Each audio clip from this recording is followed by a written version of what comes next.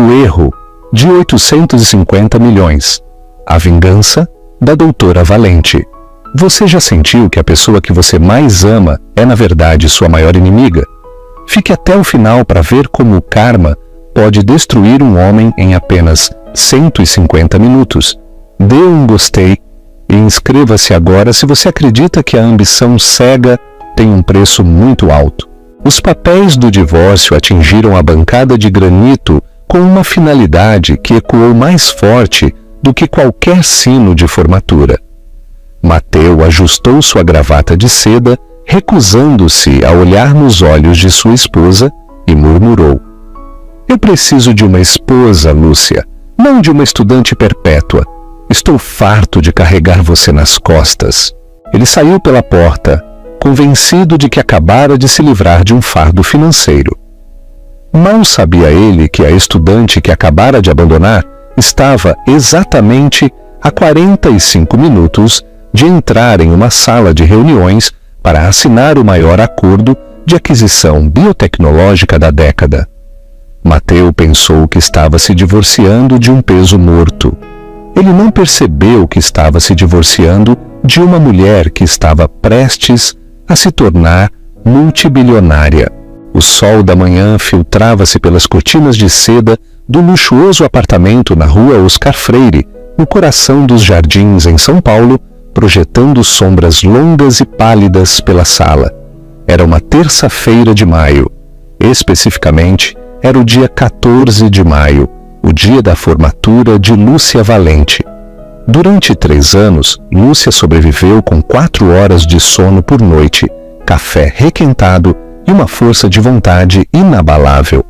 Hoje, finalmente, ela receberia seu doutorado em bioquímica pela USP. Deveria ter sido um dia de champanhe e alívio.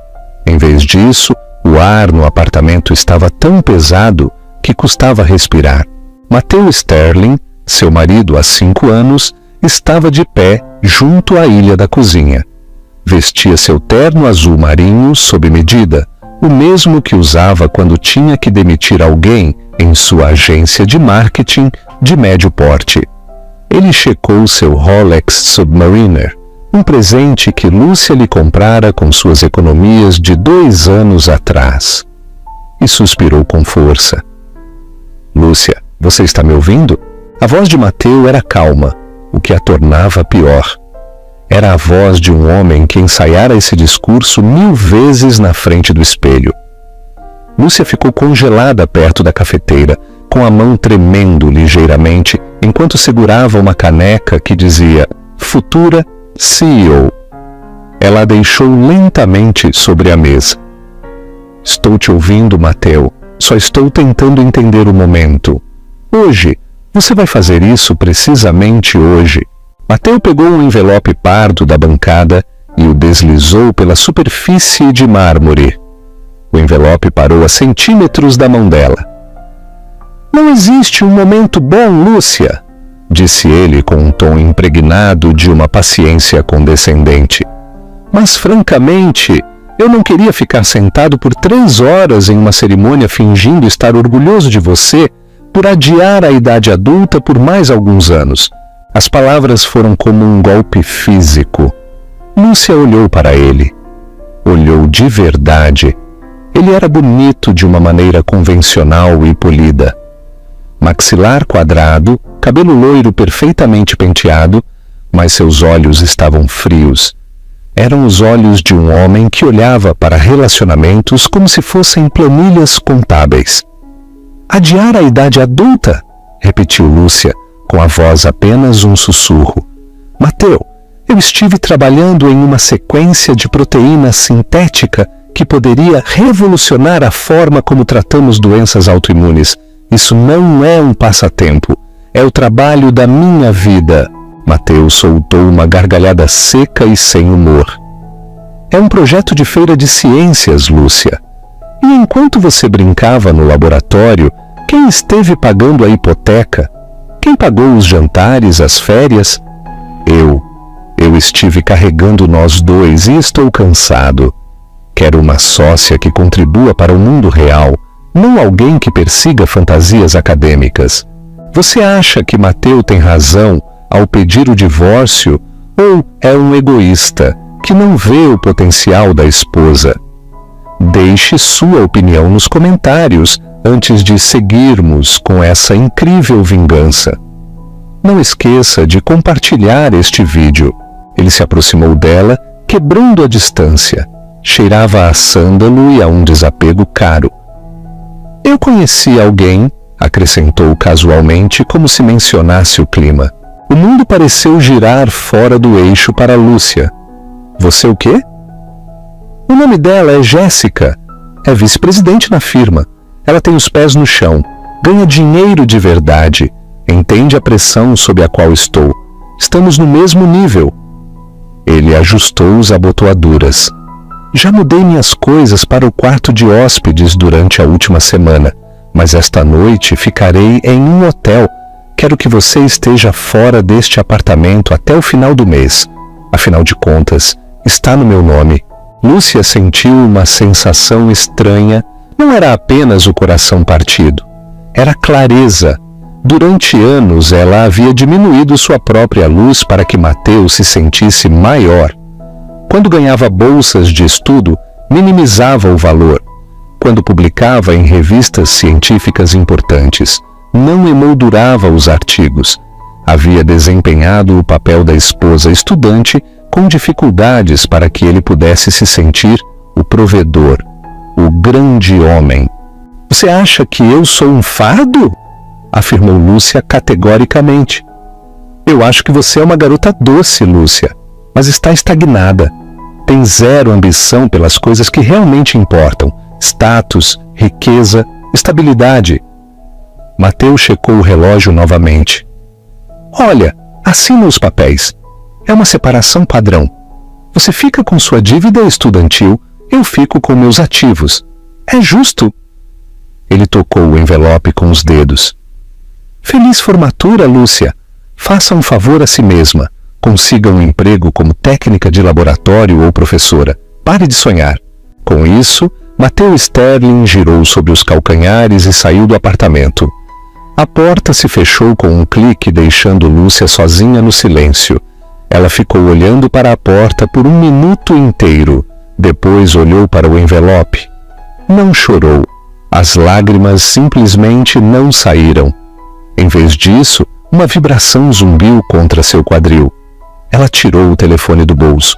Era uma mensagem criptografada. O remetente era apenas uma letra. A mensagem dizia: a diretoria da Chimera Global está reunida. A avaliação mantém-se em 850 milhões de euros. Precisamos da assinatura da fundadora, às 11h30. Está pronta, doutora Valente? Lúcia olhou para os papéis do divórcio Van. Depois voltou a olhar para o telefone. Um sorriso lento e perigoso espalhou-se por seu rosto. Mateu sussurrou para a sala vazia. Você não tem absolutamente nenhuma ideia do que acabou de jogar no lixo. Lúcia moveu-se com precisão mecânica. Entrou no quarto, o aposento que compartilhara com um homem que pensava que ela não valia nada, e abriu o fundo do seu closet. Escondida atrás de uma fileira de cardigãs modestos e calças jeans, estava uma capa de roupas de uma boutique exclusiva. Ela a abriu. Dentro não havia uma beca de formatura. Era um terno, mas não qualquer terno. Era um power suit cinza chumbo feito sob medida por Tom Ford, tão afiado que poderia cortar cristal. Ao lado dele, um par de saltos Louboutin que ela comprara há 3 meses em segredo. Ela se vestiu lentamente, observando-se no espelho de corpo inteiro. À medida que o tecido se contornava ao seu corpo, a estudante com dificuldades desapareceu. Em seu lugar estava a CEO da Valente Biosynth, uma empresa de fachada que operava em modo sigiloso há 24 meses. Enquanto Mateu pensava que ela estudava até tarde na biblioteca, Lúcia estivera em videoconferências com investidores em Zurique e Tóquio. Enquanto Mateu pensava que ela escrevia uma tese, ela patenteava uma enzima capaz de decompor microplásticos na corrente sanguínea humana. Um descobrimento pelo qual todas as grandes farmacêuticas do mundo lutavam para adquirir. Ela aplicou um batom vermelho intenso e prendeu o cabelo em um coque severo e elegante. Agarrou sua pasta de couro gasta, esvaziou o conteúdo sobre a cama e transferiu seu notebook e o disco rígido criptografado para uma pasta Hermès impecável. Voltou à cozinha e pegou os papéis do divórcio. Não os assinou. Em vez disso, pegou um post-it e escreveu 3 palavras: "Nos vemos no tribunal." Colou-o no envelope e o deixou exatamente onde Mateu o havia colocado. Sair do edifício e chamou um táxi. "Para onde, senhorita?" perguntou o motorista. "Primeiro para a USP", disse Lúcia, checando o celular. "Depois para a Torre Matarazzo, na Avenida Paulista." O trajeto foi um turbilhão no trânsito paulistano. O telefone de Lúcia explodia com notificações, mas ela ignorou todas, exceto uma. Era de seu advogado e sócio, David Cohen. "Lúcia, espero que esteja sentada. A Chimera acabou de aumentar a oferta. Querem direitos exclusivos para o mercado asiático também. Oferecem 50 milhões adicionais em opções de ações. O valor total do acordo chega perto de 1 bilhão. Julian Thorne voará pessoalmente para te dar a mão." Julian Thorne. Esse nome enviava um calafrio por toda a indústria. Era o CEO da Chimera Global, um homem conhecido por devorar startups no café da manhã. Era implacável, brilhante e notoriamente reservado. Se Julian Thorne estava vindo, isso não era apenas um negócio, era uma coroação. O táxi parou nos portões da universidade. O campus estava cheio de famílias, balões e estudantes com becas azuis. Lúcia pagou o motorista e saiu. Não usava beca. Não tinha intenção de cruzar o palco hoje. Procurou seus pais, que haviam voado de uma pequena cidade do interior. Eles eram os únicos que sabiam a verdade, ou pelo menos parte dela. Sabiam que sua pesquisa ia bem, mas nem eles sabiam a cifra em reais. "Lúcia!" Ela se virou para ver sua mãe, Carmen, acenando freneticamente. Seu pai, João, sorria radiante, segurando um buquê de flores simples, que significava para Lúcia mais do que qualquer coisa que Mateu já lhe comprara. "Divórcio?" perguntou sua mãe confusa, olhando para o terno imponente de Lúcia. "Onde está seu capelo e sua beca? A cerimônia começa em 20 minutos. Lúcia os abraçou forte. "Mãe, pai, escutem-me. Houve uma mudança de planos. Não vou desfilar hoje." "O quê?" O rosto de seu pai caiu. "Mas, filha, viemos de longe. Aconteceu algo? Você foi reprovada?" "Não, pai." Lúcia riu, um som genuíno. "Não fui reprovada. Eu me formei há semanas, tecnicamente, mas surgiu algo que mudará minha vida." Ela os levou para um canto mais tranquilo. "Sabem aquele projeto em que estive trabalhando? A enzima? Aquilo dos plásticos?" Sua mãe assentiu. "Sim." "Bem, uma empresa quer comprá-lo. Hoje, agora mesmo. Isso é maravilhoso." Seu pai deu um tapinha no ombro dela. "Vão te pagar o suficiente para quitar seus empréstimos estudantis? Talvez para a entrada de uma casa? E para que você e Mateu parem de morar de aluguel?" A expressão de Lúcia endureceu ao ouvir o nome de Mateu. "Mateu e eu terminamos, pai. Ele me pediu o divórcio esta manhã." Seus pais arquejaram em uníssono. No dia da formatura, sua mãe parecia pronta para brigar. "Onde ele está? Vou dar uma bolsada nele."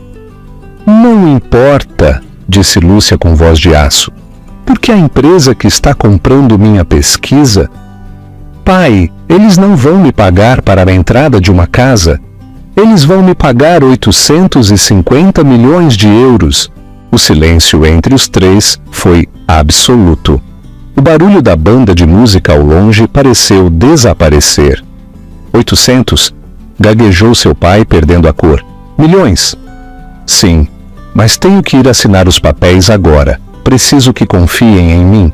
Vão à cerimônia, aplaudam meus amigos e depois enviarei um carro para buscar vocês. Vamos jantar onde vocês quiserem. Lúcia, sussurrou sua mãe, agarrando seu braço. O Mateus sabe? Lúcia olhou em direção à estação de metrô, imaginando Mateus sentado em seu escritório, flertando com Jéssica, pensando que havia descartado um peso morto. Não, sorriu Lúcia, e foi um sorriso aterrador.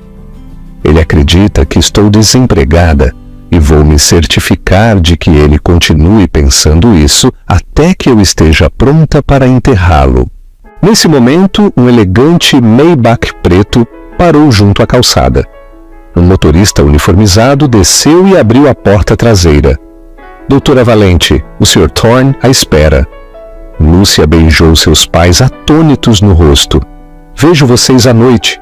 Ela deslizou para o interior de couro do carro. Enquanto a porta se fechava, selando-a no silêncio e no luxo, ela pegou seu telefone e bloqueou o número de Mateu. A estudante que chorava se fora. O tubarão acabara de entrar na água. Este é o momento em que tudo muda.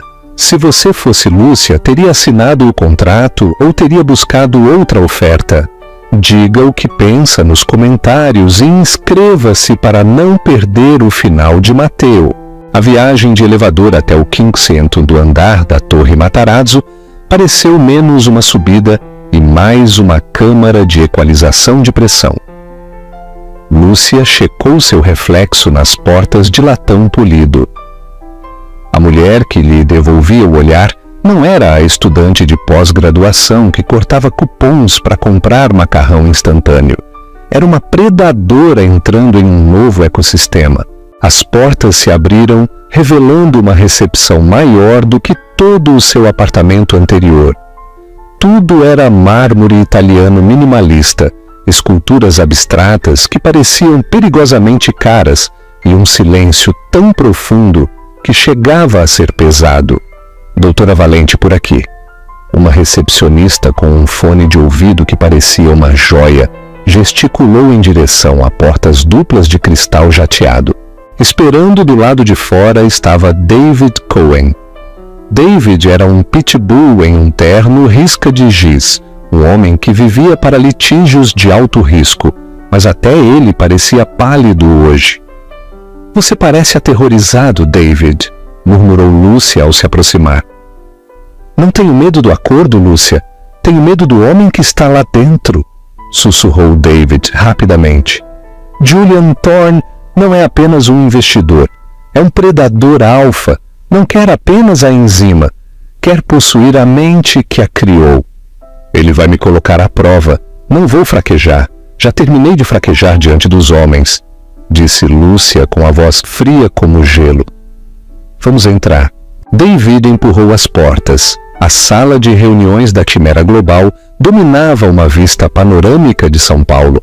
A Avenida Paulista estendia-se lá embaixo, mas ninguém olhava pelas janelas. Ao redor de uma mesa de 6 metros, feita de madeira de demolição antiga, sentavam-se 12 homens, 2 mulheres, que representavam os níveis mais altos das finanças globais e da biotecnologia. O ar cheirava a café expresso e colônia agressiva. Ao entrar Lúcia, a conversa cessou instantaneamente. 14 pares de olhos a avaliaram. Esperavam uma acadêmica, talvez brilhante, mas socialmente desajeitada em um terno mal ajustado. Não esperavam a visão em Tom Ford, que entrou com o passo de uma modelo de passarela e os olhos de uma assassina. À cabeceira da mesa sentava-se Julian Thorne. Ele não se levantou. Não precisava. Julian Thorne, aos 42 anos, possuía uma espécie de magnetismo perigoso que preenchia a sala. Era sombriamente bonito, com olhos da cor de um lago congelado, penetrantes, inteligentes e totalmente desprovidos de calor. Estava batendo uma caneta tinteiro de ouro maciço contra a mesa com um ritmo lento e constante. Doutora Valente, disse Thorne. Sua voz era um barítono baixo que parecia vibrar nas tábuas do chão. Está atrasada. Era um movimento de poder. Ela chegara exatamente no horário. Senhor Thorne, respondeu Lúcia, deslizando para uma cadeira vazia no extremo oposto da mesa, evitando deliberadamente o assento oferecido ao lado dele. Colocou sua pasta sobre a mesa com um claque decisivo. A pontualidade é relativa quando se tem as chaves da próxima indústria de 1 trilhão de euros. Suponho que podemos pular as cortesias. Um murmúrio de surpresa percorreu a mesa. Ninguém falava assim com Julian Thorne. Thorne parou de bater a caneta. Uma sombra de sorriso tocou o canto de sua boca. Certamente, meus analistas passaram as últimas 48 horas tentando despedaçar sua solicitação de patente. Falharam. Sua enzima sintética, protocolo Valente Alpha, realmente funciona. Decompõe o tereftalato de polietileno na corrente sanguínea humana a uma taxa de 94% em 24 horas. 96%, corrigiu Lúcia com suavidade. Realizei uma simulação de otimização final esta manhã, antes do meu compromisso anterior. Thorne inclinou-se para a frente. Impressionante. Mas a ciência em um laboratório é diferente da escalabilidade global. A Chimera Global não está interessada em projetos de feira de ciências. Estamos interessados no domínio do mercado. Por que eu deveria confiar em uma recém-doutorada, sem experiência corporativa, para dirigir a divisão de pesquisa de uma aquisição de bilhões? Esta era a prova. Mateu teria se desmoronado sob aquele olhar. Mateu teria gaguejado sobre suas credenciais. Lúcia inclinou-se para a frente também, igualando sua intensidade através dos 6 metros de madeira rara. Por que, Sr. Thorne? Não sou apenas uma cientista. Sou alguém que passou 5 anos morrendo de fome em um laboratório subterrâneo, enquanto todo mundo me dizia que era impossível. Tudo isso enquanto gerenciava um lar para um homem que pensava que meu trabalho era um passatempo bonitinho. Entendo a eficiência porque tive que criar grandeza com 0 recursos. Você não está comprando minha experiência corporativa. Está comprando minha fome, e agora mesmo eu estou faminta. O silêncio prolongou-se por 5 segundos agônicos. Thorne a encarou fixamente, avaliando cada microexpressão em seu rosto. Buscava medo, não encontrou nenhum. Thorne tampou lentamente sua caneta de ouro. Levantou-se. Toda a sala pareceu prender a respiração. "Cavalheiros, damas!" disse Thorne, sem desviar os olhos dos de Lúcia. "Deixem-nos a sala." Não foi um pedido. Os 12 executivos e David Cohen dispersaram-se como baratas quando se acende a luz. Em 30 segundos, Lúcia Valente e Julian Thorne estavam sozinhos na vasta sala de reuniões. Julian Thorne rodeou lentamente a mesa. De perto era ainda mais intimidador. Era mais alto do que parecia e se movia com a graça contida de uma pantera. Parou a poucos metros de Lúcia, apoiando-se casualmente contra a janela. "Você está com raiva, doutora Valente", observou Thorne em voz baixa. Não foi uma acusação, foi uma declaração de fatos. "Isso é relevante para a aquisição?" perguntou Lúcia, mantendo a guarda alta. "É totalmente relevante. A emoção impulsiona a inovação ou a destrói. Preciso saber que tipo de ira você tem. É da classe que queima a casa ou da classe que constrói um império a partir das cinzas?" Lúcia pensou em Mateu. Pensou nos papéis do divórcio na bancada da cozinha. Pensou na existência presunçosa de Jéssica. "A segunda", respondeu ela. Thorne assentiu lentamente. "Bom, porque realizei uma verificação de antecedentes sobre você esta manhã. procedimento padrão. Parece que seu marido, o Sr. Matthew Sterling, solicitou o divórcio hoje às 9 da manhã. Lúcia sentiu uma sacudida de adrenalina. Seus recursos são minuciosos, disse ela. São absolutos. Então diga-me, Lúcia, e pergunto isso de homem para mulher. Você está assinando este acordo hoje para salvar o mundo dos microplásticos? Ou o assina para se tornar a arma mais poderosa que seu ex-marido jamais viu? Lúcia o encarou fixamente nos olhos. Não fazia sentido mentir para um homem como Julian Thorne. Ele via tudo de qualquer maneira. Ambas as coisas, disse ela, mas sobretudo a parte da arma. Pela primeira vez, Julian Thorne riu. Foi um som sombrio e rico que a surpreendeu. Gosto de você, Lúcia Valente. Você é implacável. Pensei que estava comprando uma cientista brilhante. Acontece que estou comprando uma gênia vingativa. Isso é muito mais lucrativo. Ele caminhou de volta à cabeceira da mesa e pressionou um botão no interfone. Que voltem os advogados com o rascunho final. Vamos assinar. 5 minutos depois, os papéis estavam estendidos. As cifras eram assombrosas. Avaliação total de 850 milhões de euros. 400 milhões adiantados em dinheiro.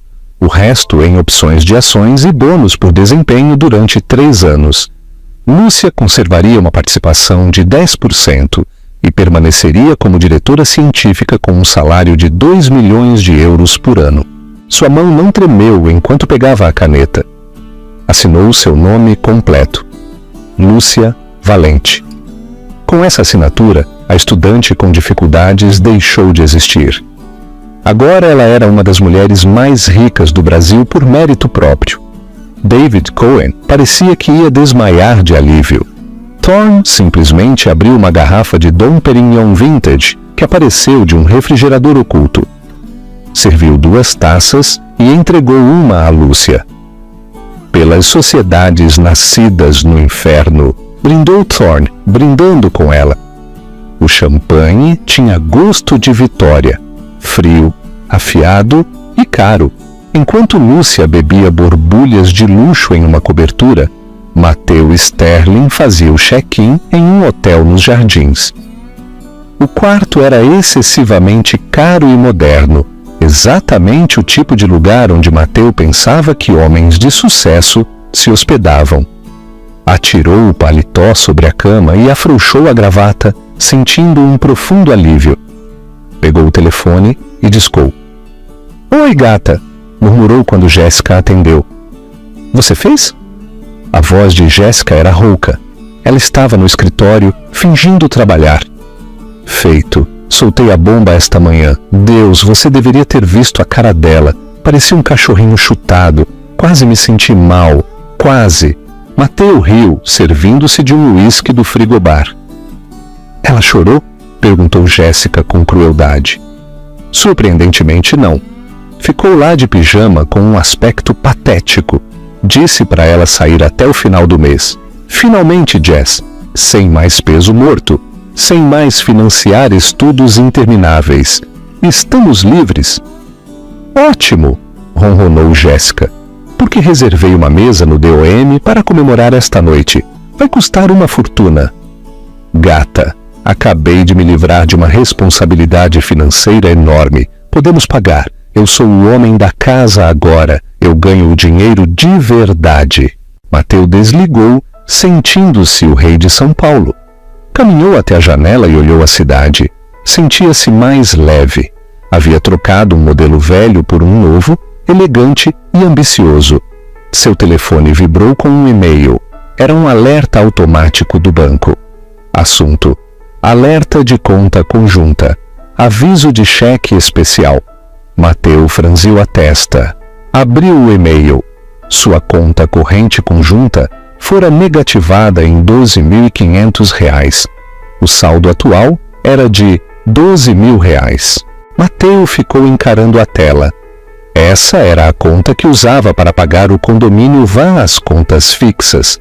A conta que explicitamente dissera a Lúcia para não tocar há 2 anos, quando tomou o controle das finanças. Que diabos, Lúcia? Murmurou, a raiva substituindo o alívio. Devia ter ido às compras por vingança assim que ele saiu. Um esforço patético de última hora para feri-lo. Estava prestes a ligar para gritar com ela quando outra notificação apareceu. Esta era de um aplicativo imobiliário. Alerta! Novo anúncio em seu edifício. Cobertura A, Rua Oscar Freire, listado por R$22 mil por mês. Mateus sentiu um nó frio. Cobertura A? Era o último andar do seu prédio atual. Aquele com o terraço enorme que ele sempre olhava com inveja. Quem podia pagar 22 mil de aluguel? Seu telefone tocou. Não era Lúcia. Era o porteiro. Sr. Sterling? Oi, é o Francisco, aqui da portaria. Escute, estou confuso. Acabo de receber uma ordem de serviço da nova inquilina da cobertura A. Querem que eu suba todos os móveis da sua unidade, a 4B, para a cobertura imediatamente. Mateu apertou o telefone. Francisco, do que você está falando? Eu não aluguei a cobertura e certamente não autorizei mover meus móveis. Pois é, Sr. Sterling. O contrato não foi assinado pelo senhor. Foi assinado há 20 minutos pela doutora Valente. Ela pagou 1 ano inteiro de aluguel adiantado em dinheiro. Disse para subirmos as coisas do senhor e deixarmos as dela na calçada. Mateu Sterling dirigiu sua BMW X5 de leasing como um louco pela Avenida Brasil, costurando o trânsito e buzinando. A euforia da liberdade evaporara, substituída por uma confusão frenética. O Francisco enlouqueceu, pensou Mateu. Lúcia não tem nem R$20, muito menos 20 mil. Provavelmente falsificou um cheque, está tendo um colapso nervoso. Ele se apegava a essa teoria porque a alternativa era aterrorizante demais. A alternativa era que o universo havia se deslocado sob seus pés sem permissão. Freou bruscamente em frente ao prédio nos jardins. Nem se deu ao trabalho de estacionar direito. Saltou do carro. A cena na calçada o parou seco. Ali, amontoada desordenadamente sobre o cimento, estava sua vida. Seu sofá de couro italiano estava apoiado em um ângulo estranho contra um poste. Sua coleção de discos de vinil estava empilhada em uma caixa de papelão que molhava lentamente por um ar-condicionado que pingava acima. E ali, ondulando na brisa como bandeiras de rendição, estavam suas gravatas de seda. Francisco, o porteiro, guardava a pilha com uma prancheta. Francisco, rugiu Mateu, aproximando-se furioso. Que inferno é esse? Vou processar o prédio. Vou processar você pessoalmente. Francisco levantou a mão. Sr. Sterling, por favor, só sigo ordens da inquilina da cobertura A.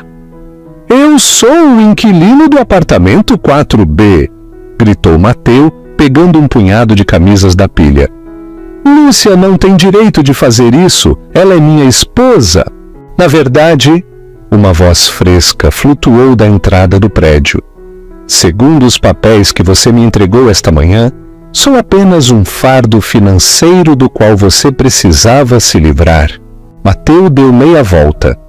Lúcia estava na porta de vidro. Mas não era a Lúcia que ele deixara às 5 horas. Aquela Lúcia vestia moletom e parecia cansada. Esta Lúcia usava um terno Tom Ford que custava mais que o carro de Mateu. Segurava uma taça de champanhe apoiada contra o batente da porta com uma elegância casual e aterradora. Parecia mais alta, mais imponente. Mateu a encarou fixamente, abrindo e fechando a boca como um peixe. Lúcia, de onde você tirou esse terno? Por que minhas coisas estão na rua? Lúcia tomou um gole de champanhe. Bem, Mateu, você disse que me queria fora do 4B até o final do mês. Decidi ir embora cedo. Mudei-me para cima. E como você disse que queria ficar com seus ativos e eu com minha dívida, Supus que ia querer seus móveis. Eu comprei coisas novas, coisas melhores. Você não pode pagar nem a conta de luz, Lúcia. Chega dessa farsa. Quem te deu o dinheiro? Pediu emprestado para seus pais? Eles vão quebrar por sua causa. Lúcia não respondeu. Simplesmente apontou com um dedo perfeitamente manicurado para na esquina, onde um enorme painel digital brilhava sobre um prédio bancário. Olha, disse ela. Mateus se virou. O painel mostrava as notícias. Apareceu a previsão do tempo e logo um banner de notícias de última hora. História na biotecnologia. Quimera global. Adquire startup Valente Biosynth por 850 milhões de euros. Mateus piscou. Leu de novo. Valente. A tela mudou para uma foto. Era Lúcia apertando a mão de Julian Thorne. A legenda dizia: Doutora Lúcia Valente, a nova face da biotecnologia multibilionária. Mateus sentiu o sangue sumir do rosto tão rápido que quase desmaiou. O ruído da cidade desapareceu. Tudo o que ouvia era a batida acelerada de seu próprio pulso. 800? Ele se voltou para Lúcia, com olhos arregalados pelo choque e uma súbita compreensão nauseante. Você, gaguejou Mateus. Você vendeu hoje? Minutos depois de eu sair? Lúcia sorriu. Você tinha razão, Mateus. Eu estava te atrasando. Se eu tivesse falado do acordo, você teria tentado gerenciar tudo, teria se envolvido, teria tentado negociar por mim e teria arruinado tudo. Sua partida foi a melhor estratégia comercial que já tive. O cérebro de Mateus começou a falhar. O choque foi rapidamente substituído por uma lógica gananciosa e desesperada. Espera. Ele caminhou sobre sua pilha de roupas, aproximando-se dela com uma mudança súbita de atitude. Colocou sua cara de vendedor, o sorriso encantador que usava para fechar clientes. Lúcia, amor, disse ele com a voz baixando para um tom suave. Meu Deus, eu não sabia. Por que não me contou? Isso é incrível. Nós conseguimos todas aquelas noites trabalhando. Eu sabia que dariam frutos. Eu só estava te pressionando esta manhã. Amor bruto, sabe? Para te motivar. Ele estendeu a mão para ela. Vamos subir. Vamos tirar essas coisas da rua e comemorar.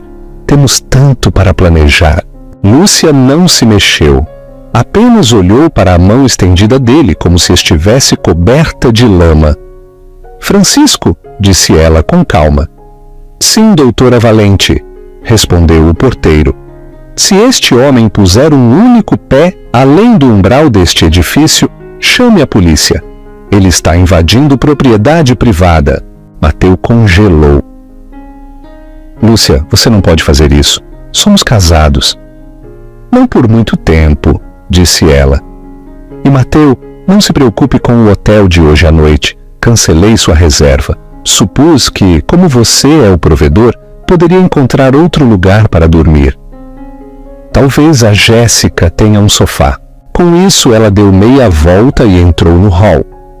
As pesadas portas de vidro se fecharam, travando com um clique magnético. Mateus ficou na calçada, cercado por seus discos de vinil molhados, enquanto um grupo de turistas parava para tirar foto do homem que acabara de jogar no lixo quase 1 bilhão de euros. O apartamento de Jéssica era um estúdio de luxo que cheirava a velas de baunilha. Mateus caminhava de um lado para o outro com um copo de uísque barato na mão. Estava maníaco, com olhos selvagens. 850 milhões, enfatizava Mateus a cada palavra. Jéssica estava sentada na borda da cama, checando as notícias no iPad. Estava pálida. Já não olhava para Mateus com desejo, mas com os olhos calculistas de uma co-conspiradora. Está por toda a internet, Mateus, disse ela. A Forbes acabou de publicar. A cientista Cinderela. Estão chamando ela de próxima estrela global. Ela é rica de verdade. Mateu parou de caminhar e bateu o copo na mesa. Nós somos ricos de verdade, Jess. Você não entende? Do que você está falando? Ainda estamos casados? Mateu sorriu, uma expressão aterradora de ganância. Eu saí, claro. Dei os papéis, claro, mas ela não assinou.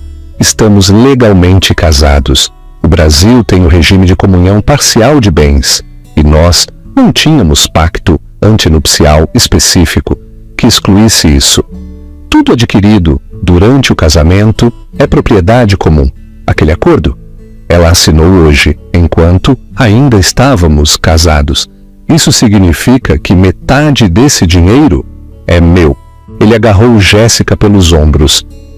425 milhões de euros, Jess. Sabe o que podemos fazer com isso? Posso sair da firma. Podemos comprar uma ilha? Ela acha que ganhou? Acaba de me transformar no homem mais rico que eu conheço. Os olhos de Jéssica brilharam. A ganância era contagiosa. Você tem certeza? Legalmente? Positivo, é a lei. Mateu sacou o telefone. Vou ligar para o meu advogado agora mesmo. Vamos congelar os ativos dela antes que ela gaste um centavo. 1 hora depois, Mateu estava no escritório de Arturo Bosch, seu advogado de divórcios. Arturo era um homem cansado, com uma mancha na gravata. O tipo de advogado que você contrata para um divórcio barato, não para um litígio corporativo de elite. Mateu passou 20 minutos gritando sua teoria. Ela assinou o acordo às 11h30. Tem o registro de hora do comunicado. Estávamos casados. Arturo Bosch ajustou os óculos e olhou a papelada que Mateu entregara naquela manhã. Olhou o carimbo de data e hora da petição. Olhou para Mateu com uma mistura de pena e descrença. Mateu, disse Arturo lentamente, você protocolou a demanda de divórcio esta manhã às 9h. E daí? Disparou Mateu. Ela ainda não assinou, o divórcio não é final. No direito civil, explicou Arturo com voz de quem explica a gravidade para uma criança. A data de protocolo da petição de divórcio é a data que marca o fim da sociedade de bens. Isso corta a acumulação de ativos matrimoniais. Mateu parou de respirar. O quê? No momento em que eu protocolar esses papéis para você, às 9h da manhã, a associação econômica do seu casamento terminou efetivamente aos olhos do tribunal. Qualquer dívida que ela contrair após as 9h é só dela, e qualquer ativo que ela adquirir após as 9h é só dela. A sala mergulhou em um silêncio sepulcral. A voz de Mateu saiu como um guincho. Mas ainda estamos casados. Tecnicamente, sim. Mas financeiramente você cortou o laço 2 horas antes de ela se tornar bilionária. Arturo tirou os óculos. Se você tivesse esperado até amanhã, se tivesse esperado até o jantar para dar os papéis, teria direito a 50%. Mas como você estava com tanta pressa de se livrar dela, perdeu a chance por 150 minutos. Mateu ficou encarando a parede. A matemática o esmagou. 150 minutos. Se ela tivesse ficado para o café, se eu tivesse esperado para ser cruel. Tem algum jeito de evitar? Sussurrou Mateu. Podemos retirar a demanda? Podemos tentar. Mas ela tem o David Cohen representando ela agora. Ele é o maior tubarão da cidade. Se tentarmos dizer que foi um erro, o Cohen vai tirar imagens de segurança de você saindo do apartamento e mensagens de texto suas dizendo para sua namorada que já está feito. Mateu, você está acabado. Você entregou a galinha dos ovos de ouro e depois trancou a si mesmo do lado de fora do galinheiro. Mateu desabou na cadeira. Seu telefone vibrou. Era Jéssica. Mateu, meu contato no RH disse que a Lúcia Valente acabou de comprar 51% da nossa firma. O CEO convocou uma reunião de emergência. Lúcia está demitindo toda a junta executiva. Ela sabe tudo sobre nós. Mateu, Responde. Mateu deixou o telefone cair. O vidro quebrou. Percebeu então que Lúcia não ficaria apenas com o dinheiro. Ela viria atrás de cada pedaço da vida dele. Ela não era apenas uma cientista. Agora era a dona dele. O karma nem sempre grita. Às vezes ele simplesmente assina um contrato. O que você teria feito no lugar de Lúcia?